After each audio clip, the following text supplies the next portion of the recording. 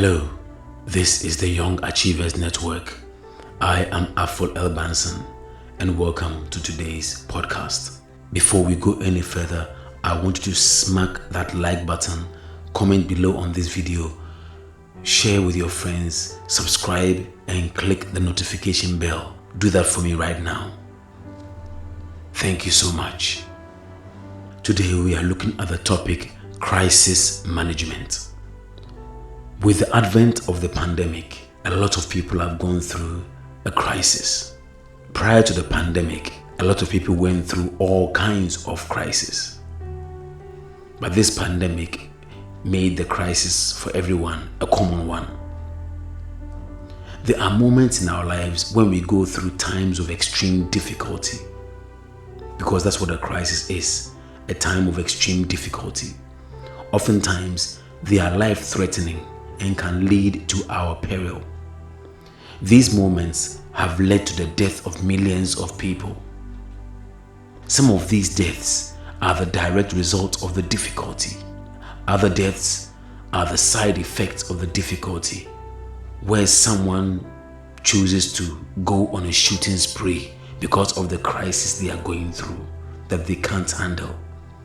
They crash a vehicle with passengers in it. They rob a bank. They kidnap someone. They hold people hostage. They commit crimes out of frustration. Or they commit suicide just because they cannot manage the crisis. When people are unable to manage a crisis and the effects of the crisis, they do all kinds of desperate things. What is a crisis? A crisis is an event over which we have no control. This event is life-threatening. This event is dangerous. This event can end everything we have worked for, and yet we have no control. We didn't decide for it to happen. It just happened. We didn't expect it to happen, but it happened. We didn't want it to happen, but it happened. When we are in a crisis, we need to be able to manage the crisis before we can come out of it. Perhaps you are in a crisis where you are going through a divorce, or you're in a crisis in which your grades have fallen, have sunken so deep.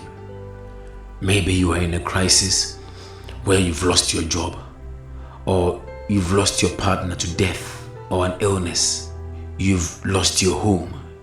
You've lost your business. You've lost your health. You've lost your children. There are so many things that can happen.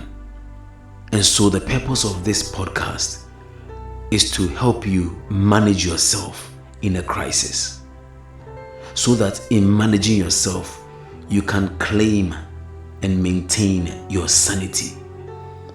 And with the claiming and maintenance of your sanity, you can map your way out of the crisis and bring yourself out. There are people who have been through crises of all kinds, and they have been able to bring themselves out of the crisis. There was a time when I was struggling to keep my business alive. And I remember there was a time when I had to go through one whole week eating nothing but just drinking honey and warm water. That was all I had to eat for 7 days, because I was going through such a financial difficult situation. But I managed myself, and I am out of that. My business is not where I want it to be, but it's not where it used to be. So how do you manage yourself in a crisis? The way we manage ourselves during a crisis will determine how soon we come out of that crisis. Making the right choices can propel us out of a crisis, but making the wrong choices can prolong the crisis. So the choices we make when we are in a crisis will determine how soon we come out or how long we stay in the crisis. Managing yourself during a crisis requires extreme self-control. Why? Because you are in a life-threatening situation. And when you are in a life-threatening situation, extreme self-control is an impeccable skill. So the first thing you need to do in managing a crisis, whether it's a financial crisis, a relationship crisis, a health crisis, is to raise your standard of self-discipline. Focus on what you can control. For example, if you are in a financial crisis, focus on your spending habits. Work on earning as much as you can, but focus more on your spending habits. Learn how to spend your money. Focus on your eating habits. Focus on your consumption habits. If you have a health crisis, focus on taking your medication every day. Focus on exercising the parts of your body that are difficult to exercise because of the health condition. If you are going through a relationship crisis, focus on your character and how you talk to your spouse. Even though they may annoy you, learn how to speak well, control your choice of words. Focus on what you can do. Focus on what you can control, not on what you can't control. And what you can't control are the behaviors of other people, the choices of other people. What you can control are your own choices. Focus on controlling your mind, how you see things, how you see the crisis, and what interpretation you give to the crisis. Focus on controlling your choices, what you can do every day gradually to come out of the crisis. When you focus on these things, how you see the crisis, the interpretation you give to the crisis, and the choices you make every day to come out of the crisis, you will bring yourself out of the crisis in a shorter time than you expected. So you have to make sure you focus on what you can control. Shift your mind away from what you cannot control and keep it on what you can control. Number 2, narrow your expenses. When you are going through a crisis, narrow your mental expenses. How much you talk about your crisis is very important. Don't talk much about your crisis. Find someone you can consult, an advisor, a professional. Talk about your crisis to that person and only that person. But sometimes when people are going through a crisis, they call this person, they talk to this person, they talk to so many people. So narrow your mental expenses.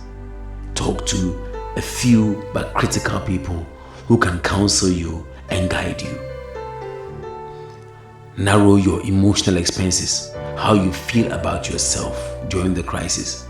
Sometimes when we are going through a crisis, we focus so much on how we feel about yourself. Every 5 minutes, we replay the memory of the bad things that have happened. Sometimes when we go through a crisis, we focus on what we wish we could have done better. I wish I hadn't said that. I wish I hadn't done that. I wish I had done this rather. I'm sorry, but that's in the past. It has happened. So don't give the past your emotion. Give your emotion to your present and your future when you are out of the crisis. Control or narrow your financial expenses. How much money you spend. When you are able to narrow your financial expenses, it will help you endure. It will help you bring things under control. So remember, watch your mental expenses, who you share your problems with, your emotional expenses, how much of your emotions you give to the past, and your financial expenses, how much money you spend. Finally, endure the tough times. Be ready to face any challenge, no matter how hard it is. You are in a crisis, and every day is difficult. It's not that there are difficult times. Every day is a difficult time. Every day is a tough time. And when you learn to endure those tough times, you will eventually come out of the crisis. Remember, your crisis will not last forever. But if you don't learn to control yourself, learn to manage yourself, it may last forever. Before we sign out, I want to encourage you to look out for the next podcast, Coming Out of the Crisis. This has been Aful Elbanson on the Young Achievers Network. Sayonara.